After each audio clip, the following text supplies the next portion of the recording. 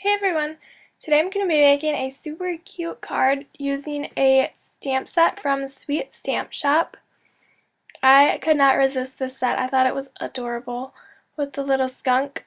So I'm going to take that skunk and stamp him on a piece of Coordinations 110-pound cardstock. I'm going to stamp that with my Tuxedo Black Memento ink just because I'm going to be coloring him in with my Copic markers.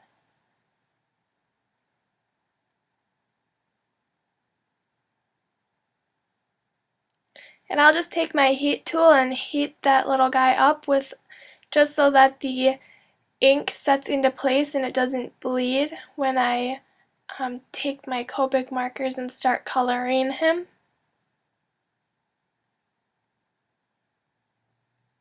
Alright, I'm going to color with the T8.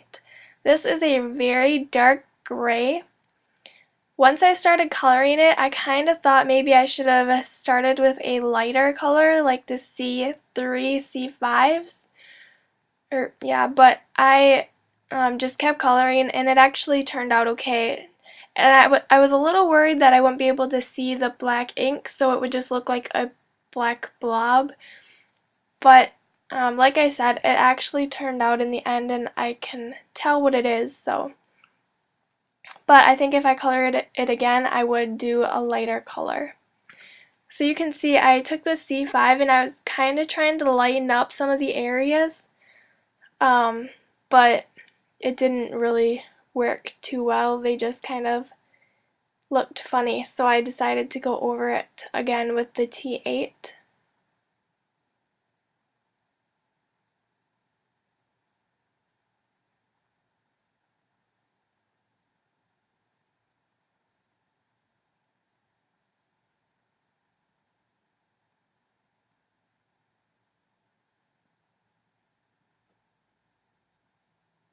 Alright, and that's all the coloring I'm going to be doing, nothing fancy with that. And I'm just going to take and fussy cut this out, and I'm leaving the white border around the edges of this.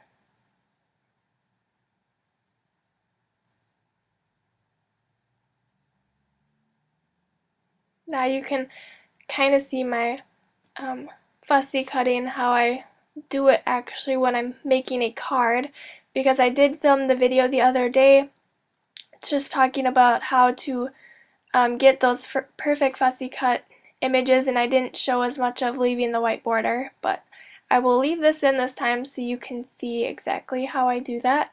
A lot of it is, like I said in the video, practice.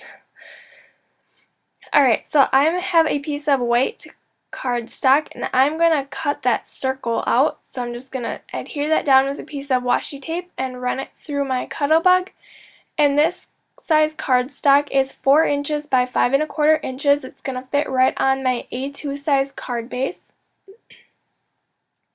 And I typically make this size card just because I find it's a lot easier. You get 2 card bases out of 1 sheet of cardstock, and I think it's just easier to do it that way, and then the envelopes are standard to find and everything. Alright, so that piece that I cut the circle out of, I'm going to be running that through my Cuttlebug with the dot background embossing folder from Derice. And this is kind of unusual for me. I decided that I needed to start using my embossing folders more, so I'm embossing now on my card, which I don't normally do. Alright, so my A2 size card base is a very light gray color. And I have this piece of pattern paper from Glitz. I think it's the Wild and Free collection. And I'm just going to adhere that down kind of as a background for my skunk.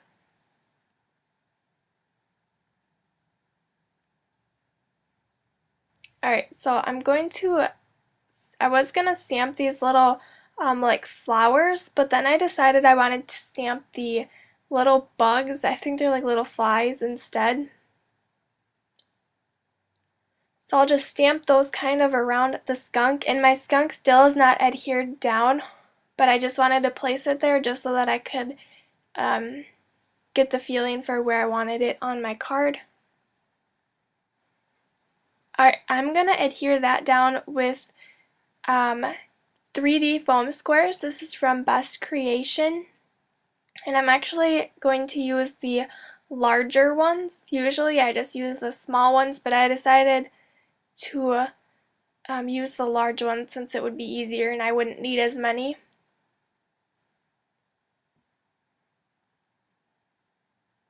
And these are my favorite 3D adhesive just because, like you can see, the little paper parts are super easy to get off, and these are cheap adhesive, but they work really well.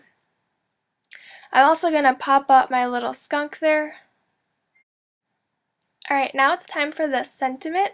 I'm going to be using a light gray piece of cardstock, and I'm going to stamp that with my Tuxedo Black Memento ink. And this says, Fartmeister, one who expertly farts. I thought this was a very funny sentiment, and I know a lot of people I could send this to and they would also think it's funny. Some people might find it offensive, but sometimes you just gotta lighten up. Alright, so I just adhered that right to my card front. And then my last step, I'm going to add some enamel dots to this. These, I believe, are from My Mind's Eye. And there's some light blue and light gray ones, and then some darker blue as well.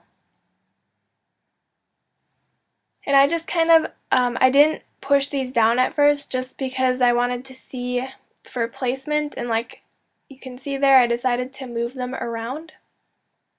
And that is my completed card. Thank you so much for watching. Don't forget to give this video a thumbs up and subscribe to my channel for all my latest videos.